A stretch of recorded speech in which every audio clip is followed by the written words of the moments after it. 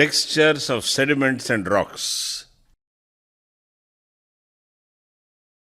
Objectives. The basic objectives of learning this module are to know about the concept of grain size variation in sediments, grain morphology, sediment fabrics, textural maturity of sediments, and textures of sedimentary rocks. In addition, the geological significance of sedimentary textures will also be understood. Introduction. The texture of a sedimentary rock is referred to that the mutual arrangement of mineral grains in response to the process of its sedimentation process. The clastic sediment is composed of discrete particles termed as grains clasts. The texture of a sediment or sedimentary rock includes the individual properties such as grain size and shape, bulk properties like grain size distribution, fabric, porosity, and permeability. Textures are clastic when they are composed of grains from pre-existing rocks, or crystalline when the crystals form from a fluid producing an interlocking mosaic of crystals. Textures are primary, where the grains possess their arrangement that existed after they settle. In sedimentary rocks, however, textures are secondary because they have been altered from their original condition. The common effect is compaction, where the weight of overlying sediments causes the component grains to rearrange themselves or fractured. These properties are governed by processes that act at the time of deposition and, in some cases, after burial. They might provide insight into the history of a sediment. The grains emplaced as solid particles in the fabric of the rock by the movement of fluids under the influence of gravity and not form in situ, referred as hydrodynamic texture. Sediments thus contrast markedly with igneous and metamorphic rocks which have less or no porosity. With time, fluid pores are the loci of deposition from solution of new minerals, cementing materials. This reduces the porosity to zero. The texture exhibited by these chemical precipitates and by alteration of the framework elements are defined as diagenetic textures. The size of detrital grains. The size of the fragments comprising sediment is, in part, the basis of the subdivision into clay, silt, sand gravels, cobbles, pebbles, boulders, etc. The size and uniformity of size or sorting are measures of the competence and efficiency of the transporting agent. The size of sediments guides the proximity of the source area. The grain size form knowledge of the characteristics of grain size distributions, the processes responsible for them, and the relation between size and the distance and direction of transport. Grain size. Particles are measured by their maximum grain diameter. The classification is of Wentworth scale. Terms pebble, sand, and gravel have defined limits. Statistical methods can be applied to particle size distributions. Example, median, mean, skewness, kurtosis, etc. To try to characterize the depositional processes responsible for their formation. Example, wind, swash, etc. and distinguish the depositional environments. The Wentworth scale is a geometric scale. Adjacent orders differ is a factor of 2, either doubling or halving. A common practice in studying grain size distribution is to use the phi scale as well as millimeters. The boundaries between each class can be expressed by the negative logarithm of this dimension to the base 2. Phi square root equals minus log 2d, where d is particle size in millimeters. Phi values are dimensionless, but because they are based on millimeters, the scale is metric. The advantages of using the phi scale are particle size distributions can be plotted on arithmetic paper, and statistical parameters can be interpolated, and the boundaries between different size units become whole numbers. Unconsolidated sediments. Gravels and pebbles can be measured using calipers. Sands can be measured using sieves of different mesh size that are mechanically shaken. The amount trapped in each sieve is weighed and taken as an estimate of the particle size range in the sample. Silts and clays are more difficult to measure. The commonest method is elutriation, and where a sample treated with a dispersant is placed in cylinder. The finest fractions stay in suspension longest, whereas the heavier fractions sink rapidly, but at a predictable rate according to Stokes' law. Samples are withdrawn at a given depth at specific intervals, then dried and weighed. From these data, it is possible to calculate the particle size ranges semi-quantitatively. Direct measurement of clay particles is possible using an electron microscope. Consolidated rocks. Measuring particle size in lithified rocks can be measured in thin sections using a systematic sampling method. These measurements are for that part of a grain that is cut by the plane of the section. This may not be the longest axis of the particle. Probably the most useful aspect in grain size distribution is sorting. Well-sorted sediment shows little variation in grain size distribution, whereas poorly sorted sediment has a large deviation from the mean grain size. Sorting reflects the sedimentary process and the impact of post-depositional infiltration by finer grains. Grain surface texture. It is an aspect studied for sands and coarser particles. Quartz sand grains develop V-shaped notches, pits, and uplifted flakes that can often be referred to specific transport processes. Some develop thin surface coatings. Wind-blown sands develop a characteristic suite of surface textural features. To recognize surface texture, a scanning electron microscope is used. Grain morphology. The morphology of grains has three aspects: shape or form, determined by various ratio of the long, intermediate and short axes; sphericity, a measure of grain shape approaches that of a sphere; and roundness, concerned with the curvature of the corners of the grain. For shape, 4 classes are recognized: spheres, discs, blades, and rods, based on ratio involving the long L, intermediate I, and short axes S. These terms are useful for describing classed shape in conglomerates and breccias. The shape of pebbles is largely a reflection of the composition and planes of weakness, such as bedding or lamination, cleavage or jointing in the rock. Rocks of a uniform composition and structure in sandstones will give rise to equant and spherical pebbles. Thin-bedded rocks will form tabular and disc-shaped clasts, and cleaved or schistose rocks, such as slates, schists, or gneisses, will form bladed or rod-shaped pebbles. Roundness is significant than sphericity as a descriptive parameter applied to grains in sandstones and to pebbles in conglomerates.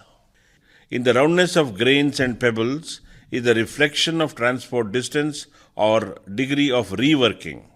The roundness terms are less environmentally meaningful for grains in a limestone since ooids and pelloids are well rounded to begin with, and skeletal grains in a limestone should be verified as if they are broken or their shape has been modified by abrasion. Sediment fabric. Fabric refers to the mutual arrangements of grains in sediment.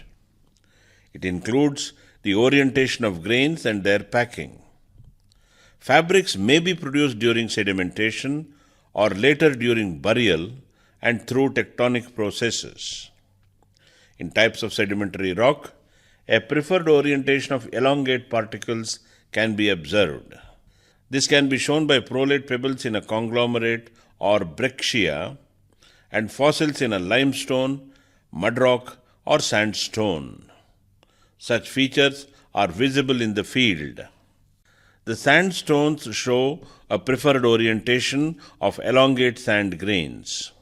Preferred orientations of particles arise from interaction with the depositional medium, water, ice, wind, and can be both parallel and normal to the flow direction. Measurement of pebble, fossil, or grain orientations can thus indicate the paleo-current direction. With pebbles, it is best to measure clasts that have a clear elongation. A length to width ratio of more than 3:1 is acceptable.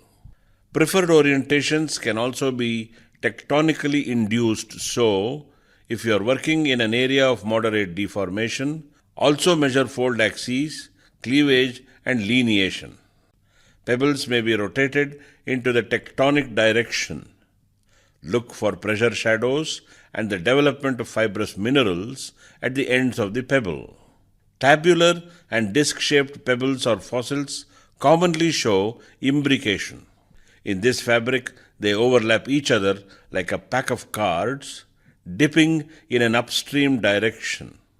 This can be a useful texture for deducing the paleo-current direction.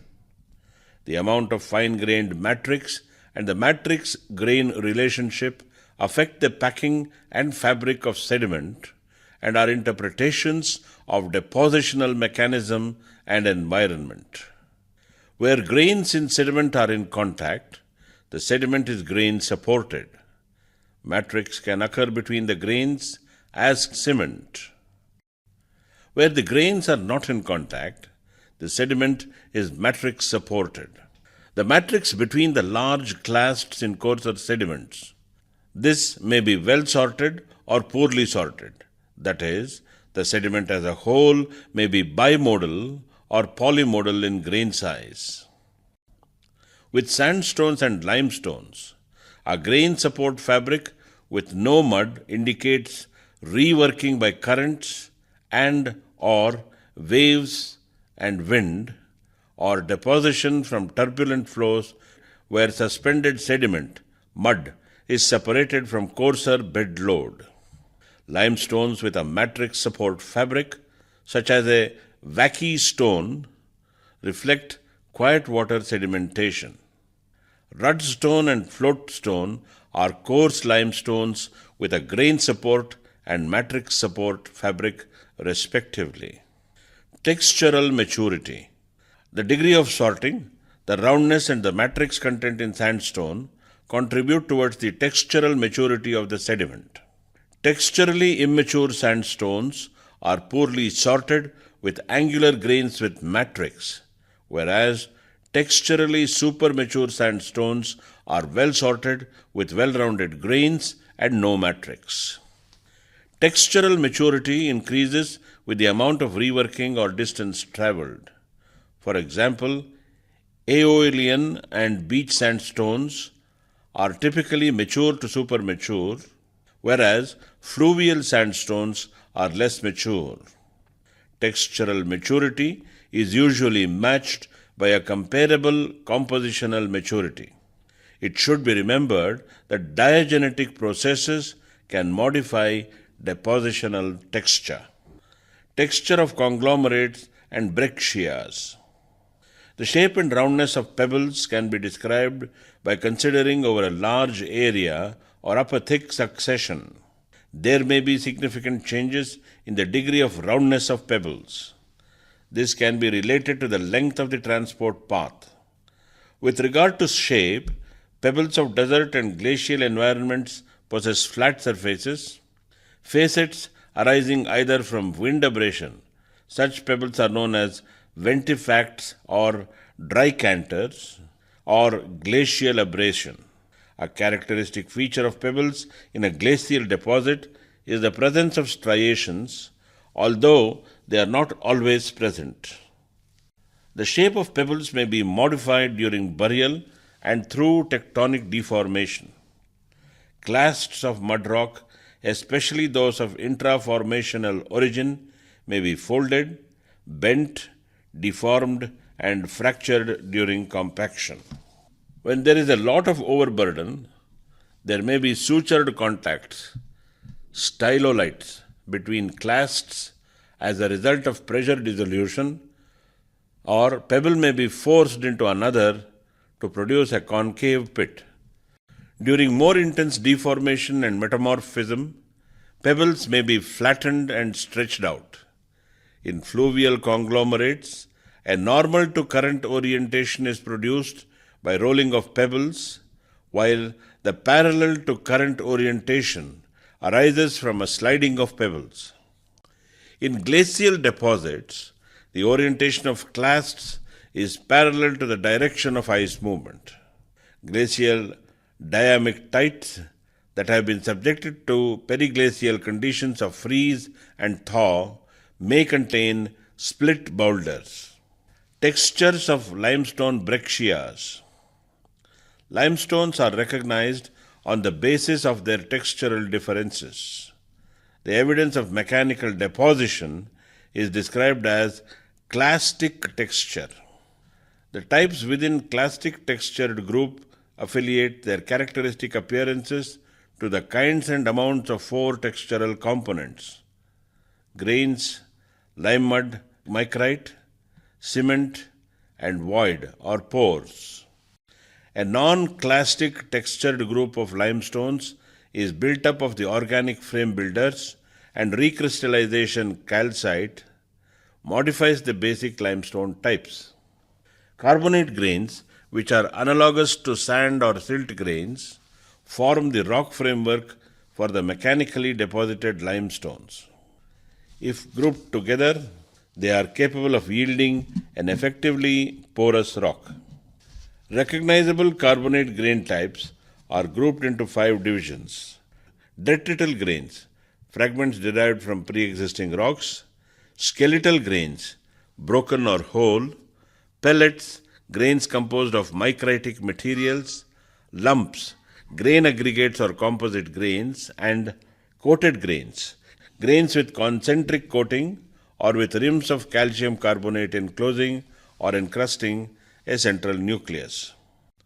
Important subvarieties of grains are recognized within these gross divisions. The lime mud or micritic material in a limestone is equivalent to the argillaceous material in a dirty sandstone or mudstone. Micritic material refers to unconsolidated or lithified ooze or mud of either chemical or mechanical origin, and is an arbitrary upper size limit of 0.03 millimeter. Cement is the clear crystalline component that occupies the interstices between grains and is similar in appearance and distribution to silica cement in sandstones. Void spaces have various shapes and distribution, depending in part on other textural features and in part on genesis. Recrystallization calcite refers to those calcite mosaics resulting from grain enlargement or conversion processes and excludes calcite cement. Basic limestone rock types are recognized by types and amounts of grains or framework builders and estimating the relative proportions of grains, frame builders, and micritic material. A classification based on these objective and measurable features has been developed. These features are used in the rock name. Other features such as porosity, cementation, grain size, and color are restricted to the rock description. The system for describing and naming dolomites is based primarily on a compositional grouping into calcareous dolomites and pure dolomites.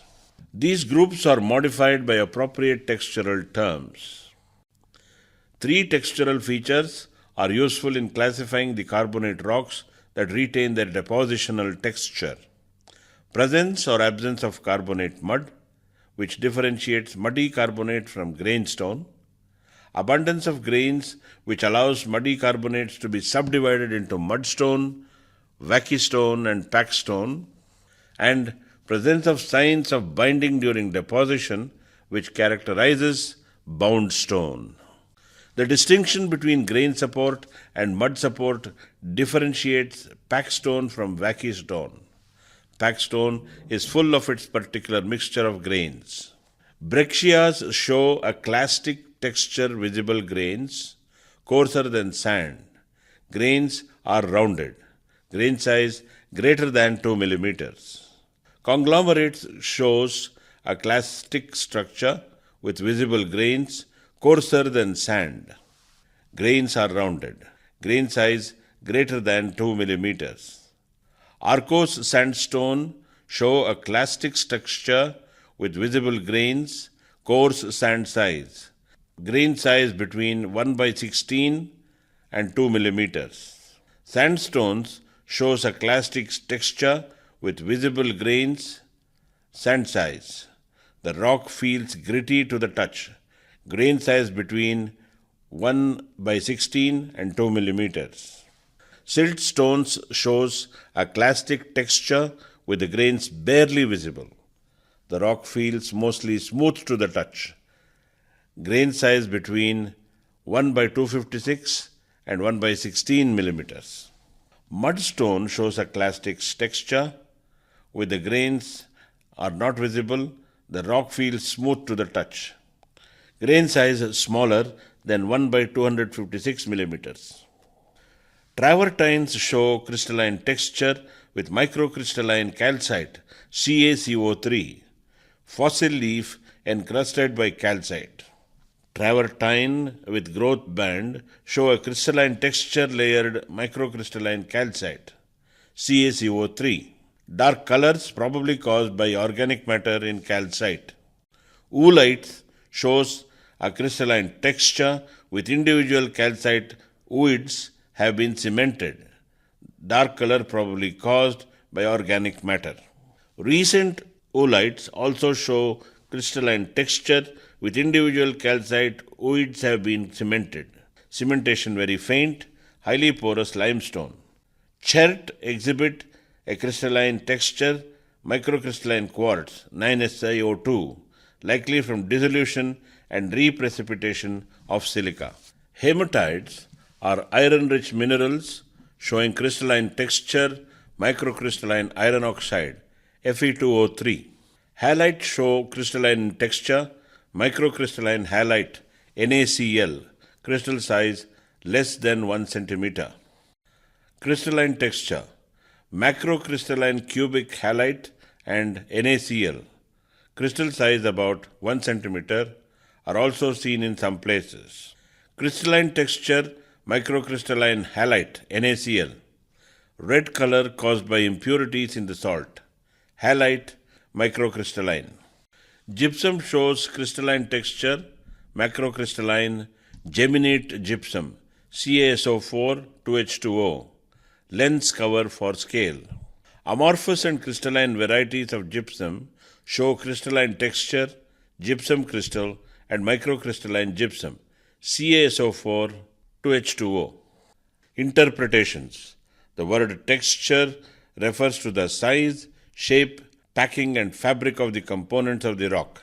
Since these sedimentary rocks are broadly classified as exogenetic or clastic rocks and endogenetic rocks or the chemically precipitated amorphous or crystalline rocks, accordingly their textures are also classified into two broad categories. Classic texture includes elements like size, shape, sphericity, packing, and fabric. Size. The grain size is dependent on the mode of weathering, nature of the source rock, and kind and distance of transport and the nature of deposition. The size characters of the sediments are described as either coarse, medium, or fine. The size grades of the clastic particles in the Wentworth scale are indicated as follows. The size analysis results are represented in form of tables, histograms, or frequency curves, as well as by statistical methods. Measurement of central tendency determines the average size of the distribution and refers to the overall competency of the transporting medium. Measurement of dispersion determines the turbulence of the transporting medium or the amount of reworking of the sediment has undergone prior to final burial. A measurement of skewness determines whether the coarser and finer admixture occur in same proportion in a sediment. Measurement of kurtosis determines the peakedness or flat-toppedness of a distribution. Geological significance. The size analysis indicates the following. Provenance. Composition of the source rock is an important factor that determines the extent to which the component minerals are susceptible to weathering and liable to pass on to the products and reduced in size and shape. Besides, the coarse or fine texture is also a function of the source area. Transport. As we know, more the distance of transport, finer is the grain size. Besides, the character of the sediments are also governed by the mode of transport, that is, traction, saltation, suspension, which is a function of the kinetic energy of the transporting medium. Higher the energy, the coarser particles can be transported. Depositional environment. Paleocurrent. The coarser sediments carried in rolling are deposited in basin margin, whereas the finer sediments are gradually carried to the center. As such, there is a regular variation in grain size from the margin to the center of the basin.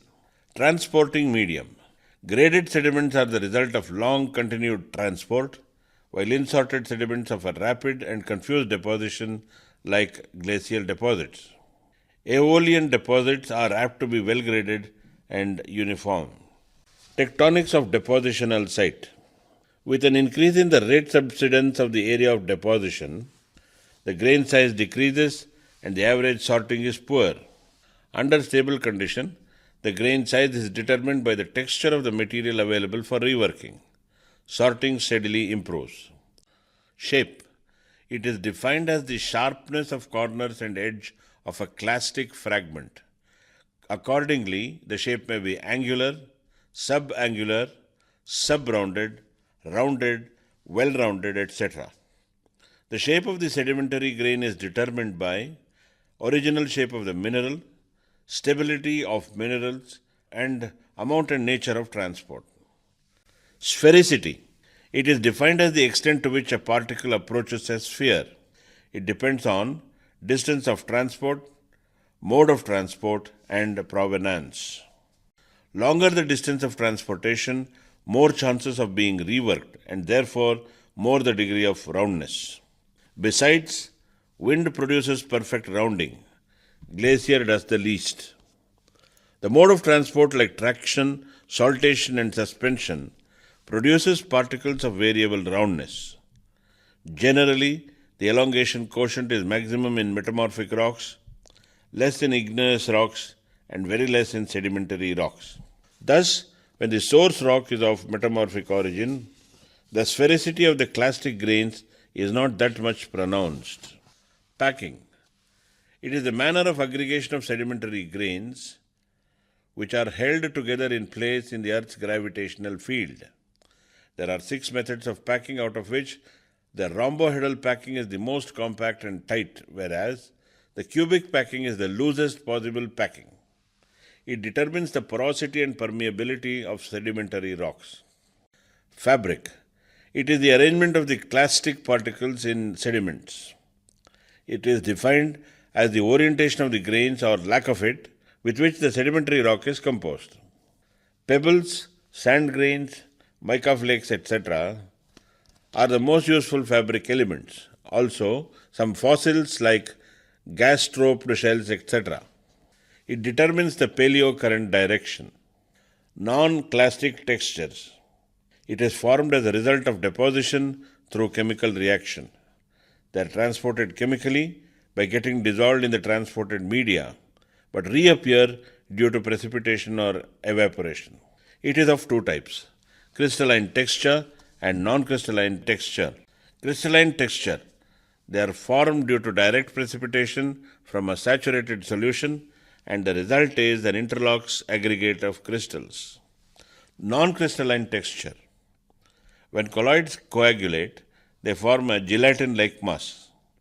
This gelatinous mass may lose some of the water in it and eventually harden to form an amorphous mass. Nodular, eulytic, and spherulitic textures are the examples. Many concretionary, botryoidal, reniform, nodular, oolitic, and pisolytic structures are believed to be of colloidal origin, and they show non-crystalline textures as described earlier. Conclusion: textures of sedimentary rocks are very essential aspect of study to decipher the genetic significances of various sedimentary rocks and formations. Textures involve the fabric of various kinds of sediments and grains which have very unique properties like size, shape, sphericity, roundness, and provenance. Study of sedimentary textures and their structures are good and interesting topics of learning in sedimentology.